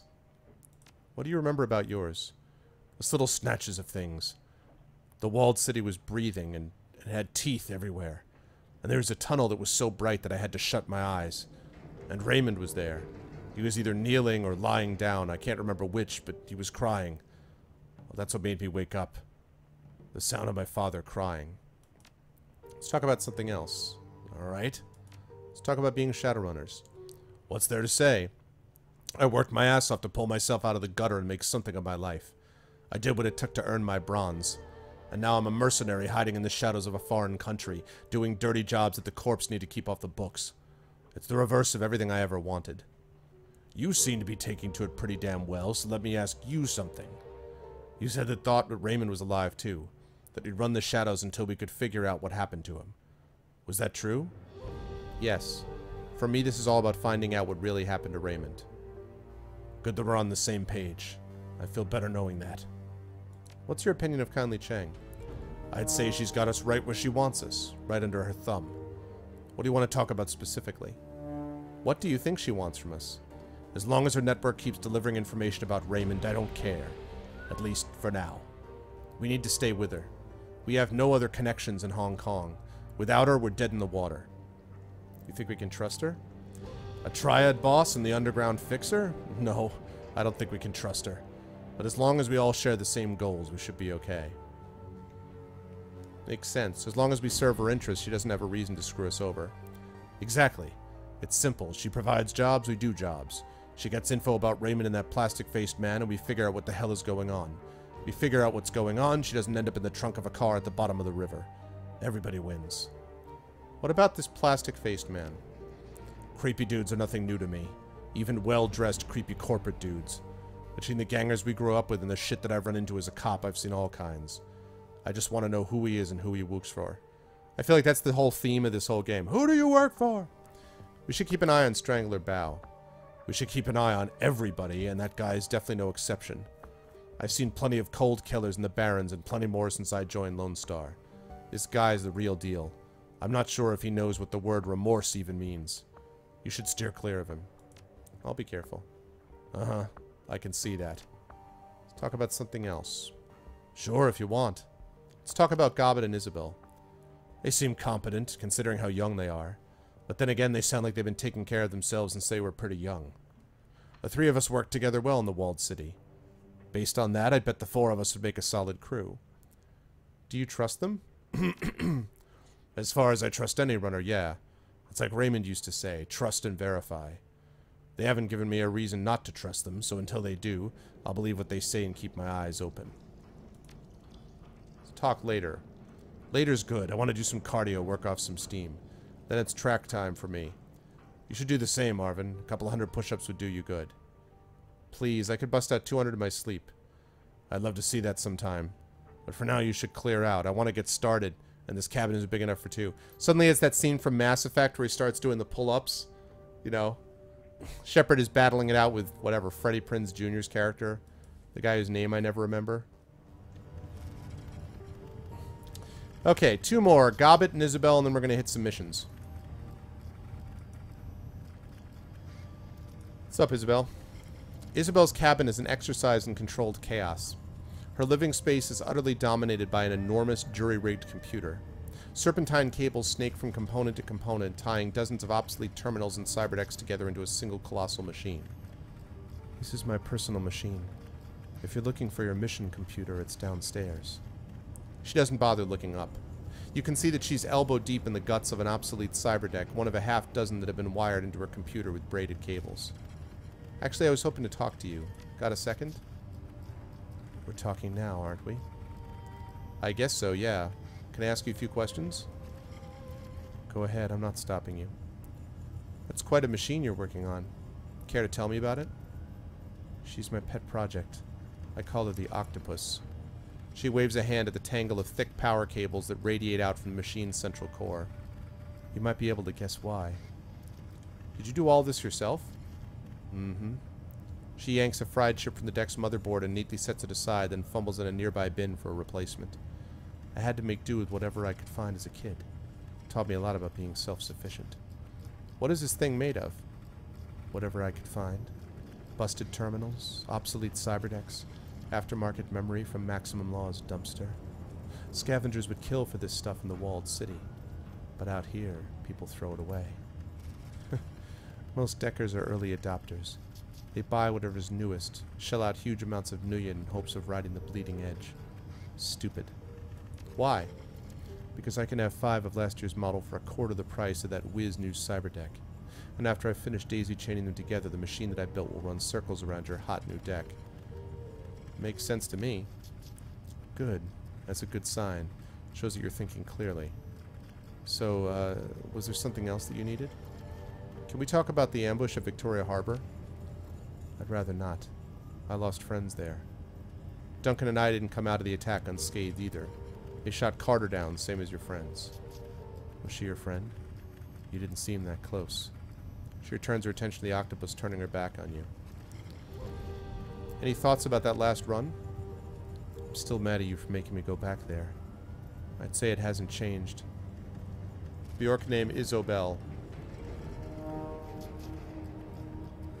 What's up, Axeman? How you doing, man? It's just like I remembered, but darker. Meaner. The perfect place for a thug like Strangler Bao and his goons. It was a good move to avoid getting in a fight with Bao's men. I wouldn't shed a tear for a single one of them, but Kindly is ruthless. Going against her wishes is a good way to buy a one-way ticket into a shallow grave. She never forgets the people who do what she asks, though. Especially when she expected them to screw up. Anything else you wanted to know? I'd like to get to know you better. Tell me something about yourself. Something? Okay. I don't like small talk. Does that count? Oh, come on. You have to give me more than that. No, I don't. Look, it's nothing personal, but I'm not interested about talking about myself. I just don't think I'm a very interesting person. You don't like talking about things other than your computer very much, do you? I prefer not to. Nothing personal. It's just the way that I am. There's nothing wrong with that. I just want to know who I'm running with, don't you? Yes, you're still a mystery to me. I don't like mysteries, but I do enjoy solving them. So here's what we're going to do. I'm going to ask you a question. You notice my avatar? Yeah. Kilobyte helped make that up for me. After you've given me an answer, you get to ask me something. Think of it like a game of questions. We take turns until one of us wants to quit. Deal? Deal. You go first. Ask away. We'll start off easy. Tell me what you really think about Duncan. I love and respect the man. He's family. I've heard how you abandoned him back in Seattle. If that's love, you've got a funny way of showing it. It's because I was trapped in a jail, goddammit. Well, you've answered my question. I guess that makes it your turn. How long have you been running the shadows with Gobbet? That's a good question. I guess about 4 years now? A decent stretch by anyone's reckoning. And that would make it my turn. So tell me, what was your connection to Raymond Black? He was like a father to me and Duncan. He got us out of the Barrens. In that case, I'm sorry for your loss. Losing the ones that you love is hard. Your turn. Ask me a question and I'll give you an answer. You grew up in the walled city, right? Tell me about that. I'd rather not talk about it. Ask me something else. Why not? I'll tell you about life in Redmond if you want. I don't need to hear about the Barrens. Just ask me something else. Otherwise, we're done here. Okay, Isabel, consider it dropped. Of course. Thank you. How did you and Gobbet meet?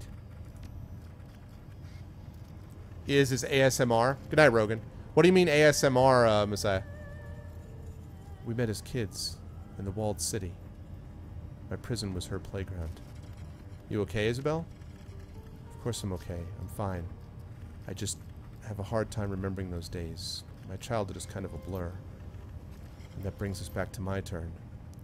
You enjoy it, don't you? Living like this, working the shadows. No, I left this shit behind when Raymond pulled me out of the Barrens. I want my old life back. I'm surprised. You're awfully good at killing for a man who wants to live an ordinary life. Your turn again. Go ahead, ask me something. Where'd you learn to deck? The Wampoa. I lived there for a while after escaping the walled city. Oh. Yes, I'm whispering, yeah. I'm whispering because that's how I'm picturing Isabel. Just like flat. Like emotionally flat all the time, so that's why I'm doing that. I hope you guys can hear it okay, though. But I'm just doing that. I'm deliberately being quiet because I imagine that's what she's like. The people there were difficult. We didn't get along, but it was a great place to learn. My turn again. And I think my last question for you. You're stuck here, marooned. You and Duncan both. He's obviously unhappy with the situation. He keeps going on about the things that he left behind. But what about you? Is there anything that you want to get back to? Yeah, I left something important behind. My entire life. You've still got a life. It might not be the one that you want, but you've got it. Considering what's went down on the docks, that's saying something. She glances... Okay, cool, Bum. She glances down at the clock on her desk, an antique model with physical hands that looks like it was wrenched out of a submarine. A frown spreads across her face. Shit. It's even later than I thought, and I've still got a long way to go before the octopus is fixed. Hang on, Isabel. You still owe me another question. That's true. Go ahead. I know that you don't want to talk about your childhood, but I need to learn more about the walled city. Why? Because Raymond Black wanted to go in there, and somebody destroyed my life to keep him from doing that. No, I'm sorry, but no. Later, maybe, but not now. Isabel, please, this is important. Yes, but please excuse me, I have work to do. I had a feeling it wouldn't work out, but I thought maybe. I'm still down one question. She owes me one question. You, Isabel, you owe me a question. I'm just saying. Okay, last but not least is Gobbet, and then we go ahead with the mission computer. Yeah, for sure. Gobbet's nest is pretty much what you'd expect. Piles of clothes on the ground, an overflowing garbage bin surrounded by stacks of instant noodle packets and towers of tinned oysters. Avant-garde posters haphazardly thumbtacked to the walls, overlapping in some places and peeling in others. It feels a lot like an art school dorm room. Gobbet reclines in a corner, cradling a bowl of soup in her hands. At her feet, a cast-iron pot simmers away on an electric hot plate. The contents are typical Hong Kong comfort food: chicken-style soya broth, elbow macaroni, tinned ham, and a heaping scoop of egg-flavored mycoprotein. As you wind your way through the piles of dirty laundry, Gobbet slowly lifts her head from her bowl to acknowledge you. Hey, Seattle. She chews on the words along with a mouthful of cheap pasta. A corner of her mouth curls up into a half-smile. How's Trix? Let's see. Things have been better, things have been worse. That's the attitude. Very stoic, very strong. It's downright inspiring. She skims an oily slab of faux ham off the top of her soup and pops it into her mouth. Now, you want to tell me what you're doing in my bedroom? I'm assuming you're not here to admire the view. Let's see. How did you decide on the name Gobbet, anyway? I didn't. My mom did. You aren't using a street name? Isn't that dangerous for a Shadowrunner? Nah, not really. I'm sinless. There's no electric record of a girl named Gobbet even existing. The only thing that could really threaten me would be, oh, say, the HKPF attaching an APB to whatever file they do have on me. That would be terrifying. Glad to see that you're keeping a sense of humor about it. Yeah, well, if you can't laugh about this, what can you laugh about? Have you had any nightmares recently? Like bad ones? Yeah. Yeah, I have. We all have. Everyone in town. Me too. I just had a horrible nightmare. Let me guess. You saw the walled city in a black whirlpool and teeth. Thousands and thousands of teeth. She holds up a hand. You don't need to answer. I already know that I'm right because I just had the same dream. Creepy, I know. The dreams are coming from inside the walled city. I'm sure of it. All of the negative energy pent up in there, all of that pain and anger and poisonous chi, it's leaking out. And while we sleep, it's getting into us. You think this is a fat magical phenomenon, then? Yeah. Yeah, I think it is. You want my personal opinion? The walled city is cursed. Deep down, I think that everybody knows it, and we live in its shadow. That's bound to mess with your head, you know? And it is, but they're just dreams. It's not like they can hurt us, right? Who says that they can't? Don't worry, Seattle, we're fine here. But, let's talk about something else, huh? I don't like thinking about the walled city very much. There's too many old fears and bad feelings. If you're up to talking about it, I wanted to go over the ambush back in the docks with you. Yeah, I figured you would. That was a hell of a thing, right? You could say that. It was fucking awful. Nightjar and Gunshot were two of the strongest men I've ever known. Quality Shadowrunners, both of them. I've watched those two fight through situations that'd kill anyone and come out on top. And how do they go out? She mimes holding a rifle, makes a show of peering down the scope. Bang, bang, dead. No blaze of glory, no final speech, just extinguished. Smashed like bugs. We would have gone the same way if you hadn't gotten us out of there. She absentmindedly raises her bowl to her shoulder. A rat crawls over the slope of her back and lowers its head to lap at the broth. It was more rat than me. She's the one who grabbed me by the gut and led us to that sewer entrance. All that I did was follow. I'd like to learn more about Rat. What kind of totem is she? A clever one. She's gotten me out of trouble more than I care to, out of more trouble than I care to mention. Gotten me into a fair amount of it, too. But I can always count on her to lead me out of hot water when I need her to. I could feel it in my belly, you know, sort of a tugging sensation. I've long since learned to follow it. I'm a shaman myself. Never had my totem take an active role in leading me anywhere before. Oh, don't feel bad about it. Me and Rat, well, we have a sort of special bond. She takes care of me, and I've always done my best to take care of her. Another pair of beady eyes blinks up at you from Gobbet's hip. A second rat scurries up her shoulder to join the first. And to spoil and pamper her earthly children like these two. Meet Madness and Folly. Hey. They say hi. Don't trust Folly, she bites. How did you come across Madness and Folly? I looked outside. I mean, they're rats. Hong Kong isn't experiencing a rodent shortage or anything. So you just picked them off the street? Yep, think of them as rescue vermin. You could probably do the same if you wanted to. It's easy. Just walk into any alleyway in Kowloon at sundown and stick your hand in the first dumpster or storm drain that you come across. Keep fishing around until you touch fur. Oh god. I might just have to try that. You probably shouldn't. Odds are about 50-50 that you get your hand chewed off. I'd probably feel bad about that. Do you always let your rats drink out of your own bowl? Sure, why not? We're all a part of the same nest. Makes as much sense as anything else, I guess. Of course it does. Besides which, I get shot at for a living. I got bigger things to worry about than a few stray hairs in my noodles. You seem pretty comfortable with all of this. Been running the shadows for a while? A long time. Started when I was just a kid. Yeah? I gather you've seen a lot of action then? Plenty. Bit of more firefights than I can count. You're pretty new at this. You and Duncan both. It shows. What you need is a wizened mentor. An experienced runner from whose experience you can benefit. I'm thinking that might as well be me. You aren't wizened, Gobbet. Back in Seattle, you couldn't even order a drink without a fake ID. Good thing we're not in Seattle, then. But my point is still valid. You need to learn the basics, and I'm offering. Starting the next time you visit, I'm going to teach you all about being a Shadowrunner. You're going to benefit from my bountiful experience. Wait and see. I'll be looking forward to it. Gobbet stretches, stifles a yawn. Her rats scurry from her shoulders down to her hips. She taps the simmering pot on the floor with her boot. The soup inside is reduced down into a thick, viscous gravy. You know, Seattle, this has been a nice chat and all, but it's getting late and I still have the rest of a hot pot to power through. So without wanting this to get awkward, I could help you with that if you wanted. Thanks, but no thanks. You can go get your own food. Now would be a good time. Alright, I get it. Talk to you later, Gobbet. Yeah, we'll do that. It'll be fun. Okay. We've chatted with everybody we need to chat to. That means mission computer time. Side quest for the win. Let's quick save that first of all. Your workstation and mission computer. The cool blue tones of the workstation's main menu fill the screen. A blinking message in the upper right corner notifies you that you have 6 unread messages. Alright. 6 unread messages. Alright, mail. Welcome to Hioi. From Kindly Cheng to Thundercake. Subject, welcome to Hioi. Thundercake. On behalf of your friends at the Hioi Chamber of Commerce and the Swift Winds Mahjong Parlor. What's up, Kilobyte?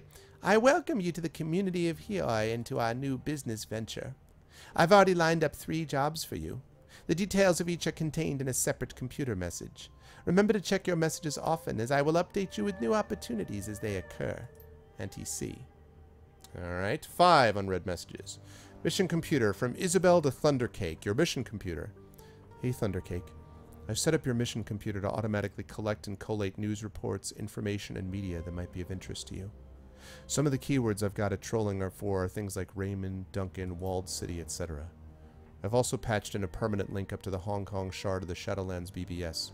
It's a great place to connect with other runners, sell pay data, get news from the street, and so on. Don't be shy about taking a look. Isabel. Alright, resources. From Bao Zhenjun to Thundercake, subject resources. I've been instructed to inform you of the various supplies present in Hioi. Auntie Cheng has cultivated a commercial district of well-stocked and trustworthy vendors. Whoever you choose to do business with, you'll be in good hands.